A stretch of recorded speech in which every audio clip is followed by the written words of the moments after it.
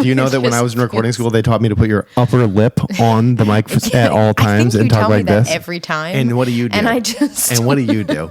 And I just wonder if they had your best interests in mind. I don't know what they had in mind. I think he was just having fun, to be honest. I don't think that my recording teacher ever really had anything that was very serious.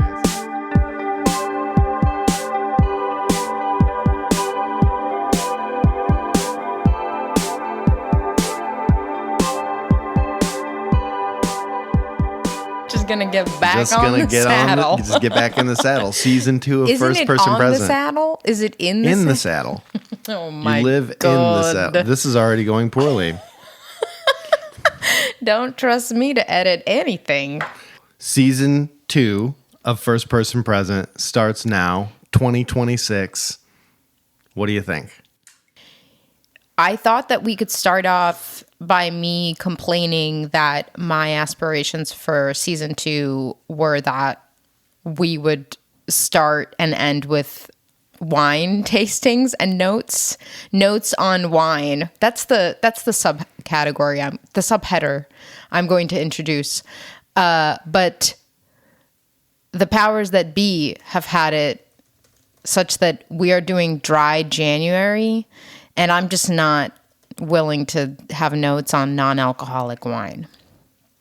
So, complaint number 1, who popularized dry January? And why are we all doing this? Huh? Follow up on complaint number 1. This is a writing podcast. Perhaps justification for why complaint number 1 doesn't happen. Writing podcast, not wine tasting podcast. However, I will consider putting that behind a paywall someday in the future. So if you guys haven't been itching with your wallets yet, I don't see how that wouldn't make you start. Well, there you have it, America. Okay. Authorpreneurship.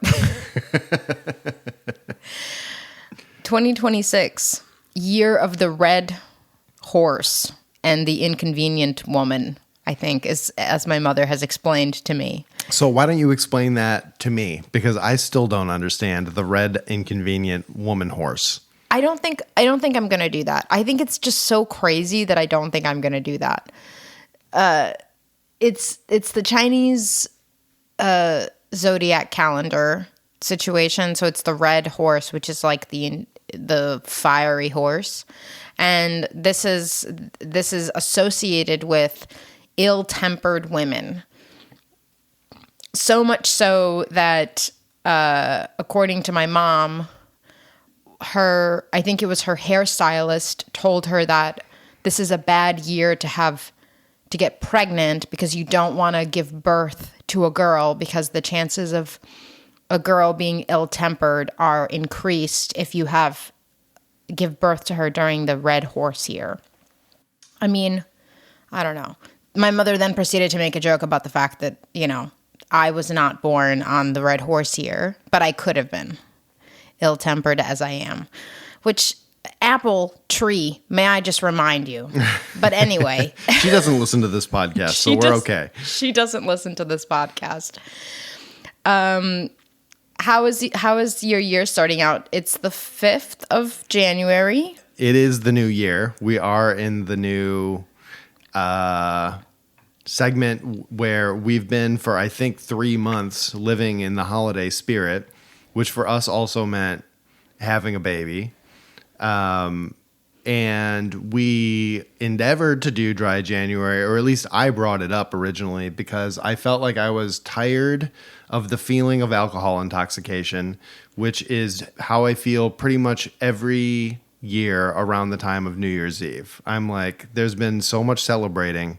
It's been too much celebrating for me. I need some time to just be normal, bone dry Josh again and just, I don't know, feel serious and get into regular routine once again. So that's where I am, at least. I feel pretty serious when I drink wine, but I do understand what you mean. I think that it's the too much birthday, right? Nobody probably remembers this, but it's one of the few good things that New York Magazine has published. That's not true. New York Magazine has published many good things, but too much birthday that really wonderful little essay was so good. And I think I experience the feeling of too much birthday very often. And I think with excess celebrating and kind of going to parties and seeing people, and comes the feeling of just everything losing its sheen.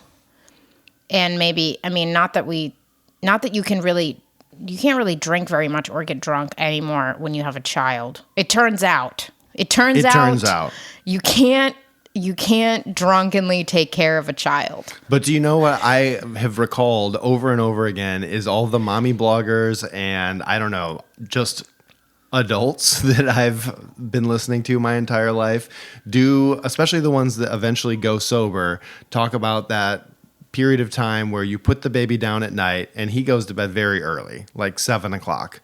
And then you have a solid 2 hours to hang out, and the one glass of wine turns into two, turns into a bottle every night, and then people start to feel underwater. So all that to say that I think that this is a common problem that I was experiencing toward the end there, which is that I wanted to sit down alone with my wife after our child went to bed and enjoy a bevy.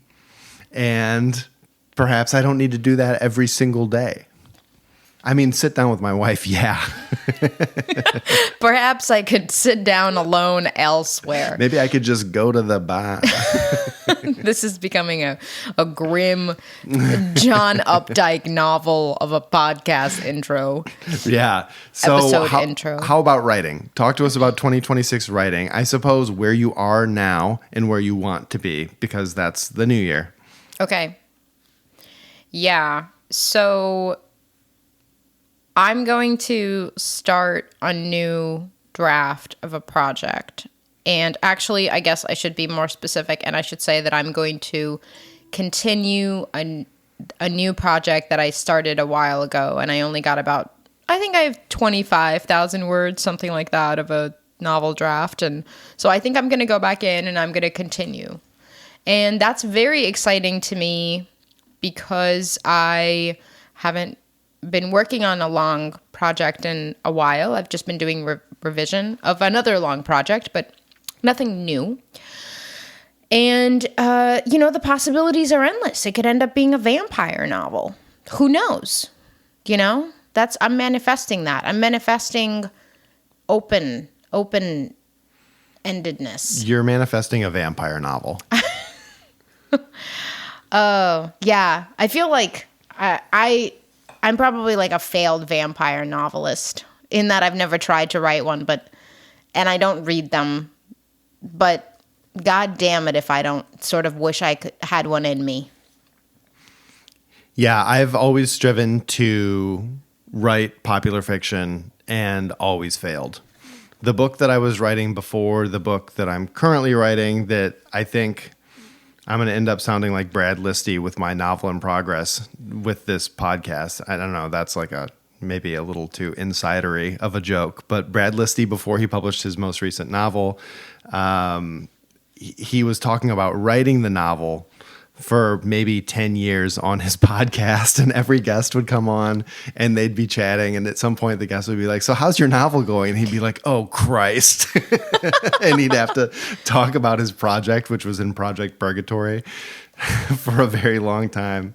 The book is titled Be Brief and Tell Them Everything. And it came out, I got the proof for it because I was working at the bookstore still at that time. And it was really sweet and brief and beautiful. So, working on long projects can pay off, I suppose. But in order not to be like that, I'm going to talk about my previous novel, which was a failed attempt at writing a romance novel, actually.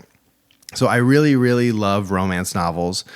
I find something just timeless in the form, and I find it repeatable. I mean, I think that's why it's a genre, right? Because romance has all of the elements of like a meet cute and like the first kiss and all of those different touch points that you can get really creative within. And it plays into my desire to have constraints within my writing. I like applying constraints to myself, and then you can be creative within those constraints. And I find that it unlocks a sort of more surprising form of creativity for me versus if I just go into something saying there's no rules and I'm going to do whatever I want. So I tried to write a romance novel. I got about 100 pages in and I completely failed because it started then turning into a grief novel, then started turning into a mystery novel. I don't know. I just couldn't stick to the form for the length of a novel, which is, imagine, similar for a vampire novel. It's difficult to be so austere with genre conventions. Yeah. Probably the best form of the romance novel and the vampire novel is one that, does something interesting with genre conventions. I'm thinking, well, anyway. Beach Read by Emily Henry. Incredible romance novel that does something interesting with the conventions of romance. One romance writer is living across the street from a brooding literary male, and there is a romance going on between the woman who writes romance and the brooding literary male, and in a way between the genres. So I find that to be a really excellent example. Yeah, this is why we have fiction in the world, is because that would never happen in real life. Those two people, they would never meet and be cute. Never.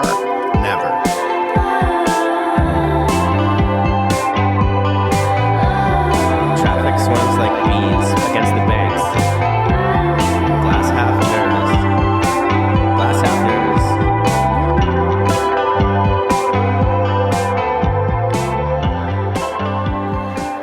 This season, we want to try out some new different formats. We were doing a lot of Reddit posts, Reddit comments, fun Reddit usernames through season 1, and that was kind of as we were just getting our sea legs and trying to figure out how we wanted to do this podcast.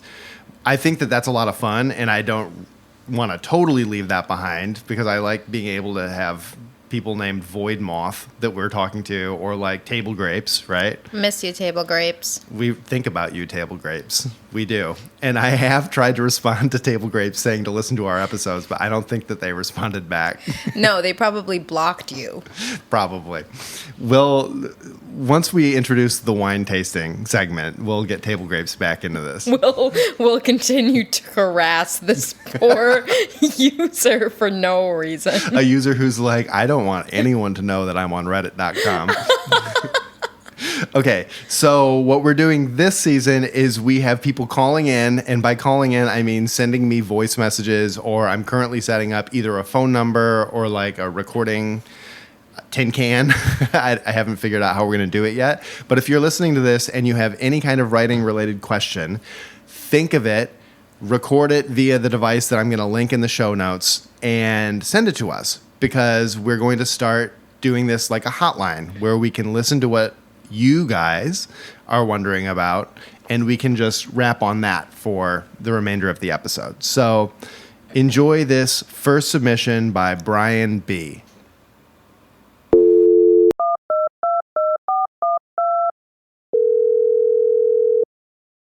Hey, Hughes House. Love the show. So last week I was traveling and I was trying to keep my writing routine alive. So I drafted for an hour by hand in a busy airport. And I ended up with 1,000 pretty good words, much better efficiency than my typical session in my quiet home office. I find that writing by hand in public, it's got this scrappy, performative energy to it, kind of forces courage and momentum. It's like if I'm not in the flow state, then I feel naked. So I'm forced to, of course, not feel naked. So I still love the solitude of my office, where I can be naked whenever I want, but since coming home, I keep eyeing the coffee shop near my house, the chairs and the surface areas. I don't really want to work there, but maybe I shouldn't be so stubborn. What do you think? Okay, I counted 3 nakeds in that comment. Love you, Brian. We had 3 nakeds. So if somebody can come with another question and please feature 4+ nakeds in their question, I would really appreciate that. I think that you could get away with it too. Yeah. Naked in the airport. Episode title. Look, we don't need Reddit usernames. First person present spinoff. Naked in the airport. Okay. So I love writing in airports, by the way. And I think that the image of writing longhand in a busy airport is beautiful. Maybe, Brian, that was when you were coming back from New York, in which case that's even better. That's fantastic. So I'm a big fan of writing outside of the home. I think I should say that I really like to write outside of the environment that I'm used to. So I remember working with a client who had come to us because she was feeling quite stuck. And this was a person who actually generated a lot. This was a person who was very consistent, very disciplined, and had basically kind of come into a writer's block of sorts, a rut. And I recommended going out to a cafe and bringing a little notebook and sort of doing the classic write with a latte, with your headphones on or not, or no headphones, doesn't matter. But just do the sort of more traditional 1990s writing style, what coffee shops were made for kind of feeling. And it was a huge help to her. I mean, she resisted it at first and she thought that I was being silly. And then she tried it a couple of times, and actually it was huge, and she wrote poems, and that was very fun and strange, and we did that for a few months, and then eventually it turned into her returning to her novel draft, which was kind of the whole point of our program at the time. So, big fan of using a different space. I think the more important thing in your question is that it brings about courage and momentum, and less important, in my opinion, that it generates more words. Sometimes generating a lot of words is just generating a lot of words that you're going to have to cut in a couple of weeks. At least that's been the case for me many times. So quantity doesn't necessarily equal quality, we know, but also quantity doesn't necessarily mean a more successful writing day. So courage and momentum, I think, are the more important things to highlight there as working. I'm for you going to that coffee shop, naked or not naked. I too think that you should probably switch up your routine if it's starting to feel stale. I think that there's a really great struggle that is talked about all the time, and there's books like Atomic Habits and other books of that sort about creating habits. But I think that there's a corollary problem that occurs later that people don't really talk about, which is what happens when your habits start to feel stale, and you, when doing a creative practice like writing, start to feel stale in your work. I think that can happen as a result of the routine starting to feel stale. So what you may have experienced, Brian, going to the airport and writing there is just, wow, I'm in this new setting where I'm having these stimuli supplied to me that are making my brain fire in completely different ways than I'm used to. And I'm generating something different and exciting, and I want to do that more. I generally will have like 1 to 3 different routines that I'll do that are like fail safes if things are going really badly for me. So like generally I like to write in the cafe in the morning. That's just my normal thing that I like doing. If I find that I can't get to the cafe, or I'm struggling with a section and I need to like shake it up somehow, then my secondary, like the first fail safe will be, well, at night I'll go to a bar and have a beer while I drink or while I write, basically, But not now. You won't be having a beer now. Not this month. Back to Brian. What I would recommend is if the airport really worked for you and you're feeling stale at home and you're feeling like you're bashing your brain against a wall, then I think that you should try going to that cafe. It might not work. You might struggle at that cafe. You might produce 100 words that day and they feel completely labored and terrible, where you usually do 500 and they feel meh. Well, those 100 words might not even be bad when you go back and look at them, because they just feel different, and that generally feels bad when we first get it. So how have you in your writing life practiced switching things up to find something new? Often it's actually kind of circumstances force me to.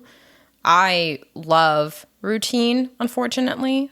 And very often, but I think I'm a bit of a masochist in that way. So I really love routine, but I think I also have created an environment in my life where routine is effectively impossible most of the time. So, Not exactly your fault. I mean, we had a child.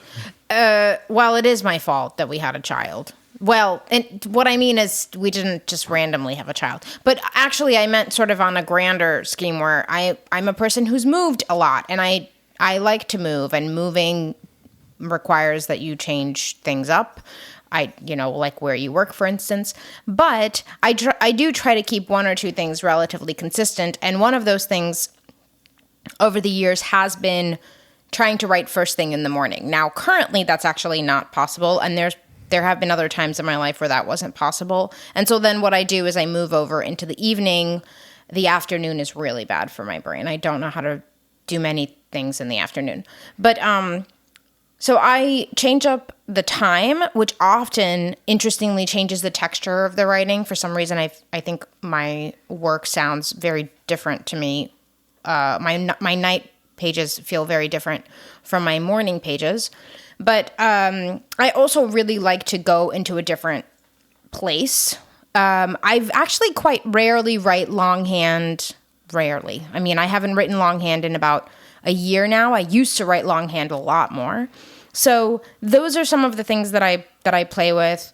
But I think more importantly is I do kind of do a pretty consistent evaluation of what my day-to-day life looks like so that I can make those choices in the most informed way that I can, right? I do kind of assess my own living habits so that I can fit writing in rather than forcing myself to do something that actually just doesn't currently suit my circumstances. So I think this is something I talk to clients about a lot. It's just, it is important to be flexible and not stick to these, I don't know, isms about how writing works, right? So that everybody needs to write 500 words at 5 a.m. every day because that's how Hemingway did it. I think that's kind of nonsense. I don't know. Hemingway did 500 words. And He did do 500, but I don't think it was at 5 a.m. I think he was too hungover for that. Okay. Well, just actually intentionally evaluating your day-to-day life because there is a pattern somewhere there. And trying to find a way to have a consistent practice within existing things. Some of us may be familiar with BJ Fogg, who studied habits, I think, out of Harvard. And he had a newsletter that used to be called Tiny Habits. I don't know if he's still running it. I think he is.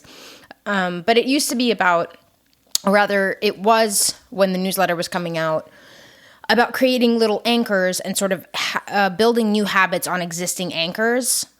One of the examples that he used consistently was about flossing and how you tie flossing to after or before you brush your teeth. You don't just assume you're going to start flossing because you're supposed to floss, right? You tie it to something. And I think similarly, writing works that same way, right? You don't decide, I'm going to start writing because I want to. You should tie it to something so that it can kind of naturally work its way into your existing life. Habit chaining. That's what I've always heard. Chaining. Mm-hmm. Yeah, that's how I've always heard it called. One thing that I wanted to point out about your process as well, Dash, is that whether or not this writing is used in your project, whatever that may be, your novel or short story or whatever you're working on at that time, you are always writing in a journal longhand. Yes, that's true. I forgot about that. I am a notebook keeper and have been one for, well over a decade now. Well, even over that. I mean, you have journals from when you were young. From when I was a wee girl of 10 years old. Yeah, which is a lot of fun, first of all, to look back on. But my greater point with that is that you're keeping in touch with the writing, the process of writing on paper or on stone in your stone notebooks. Made of stone they are. Thank you. Whether or not you're actively contributing to a project with that. And then later you can go back and reference that material, if you think it'll be helpful for you. And That's true. And you're used to writing then, Yeah. So, Brian, go to that coffee shop. Send us a selfie. And beyond going to the coffee shop and sending us the naked selfie. Just a selfie. Just a selfie. I saw that you had held yourself back on that one, so I really wanted to stick it for you. Don't limit yourself to just experimenting with location, but experiment with other things as well. So if you're usually working on a computer, work by printing off what you're working on and then working on paper, or think about changing the lighting in your room or something. Try writing with music in your headphones instead of just writing with silence if that's what you're used to. I think that switching up small elements of the process show you how it's really like a greater machine that you're refining here, the machine of your writing process, and, you know, ultimately like your body and your control over it, you know? So go to the cafe, yes. Write when you're in an airport, yes. But in general, try to be less precious with your routines and experiment with them and see what works for you. Thanks for sending us your question, Brian. And thanks to everyone who has already sent questions. We are excited to get to them. Just another gentle reminder that we love to hear your voice. So please send those questions in via audio. Do we remember, and am I dating myself by asking this question? Frasier, the show Frasier, when he says, "Hello, Seattle, I'm listening." Is it Seattle? I've never watched that shitty show. I hate it. Okay. So I won't be surprised if our subscriber list of 4 people drops to 0 after that's mentioned, because that is just my haterade on Frasier. Because listen, I'm just not about that. That texture is just so repugnant to me. It's not. There's nothing. Frasier is fantastic. I'm sorry, America, that you had to hear that, and France and the other countries that are Ireland and Malaysia and Ireland and Malaysia. I'm sorry, Malaysia. Frasier's fantastic, but there's that really wonderful intro in his show where he says, "I'm listening," and so I just want to extend that to you and say, I am listening, and I am excited to respond. We're listening. We're listening. Is that creepy? We're listening.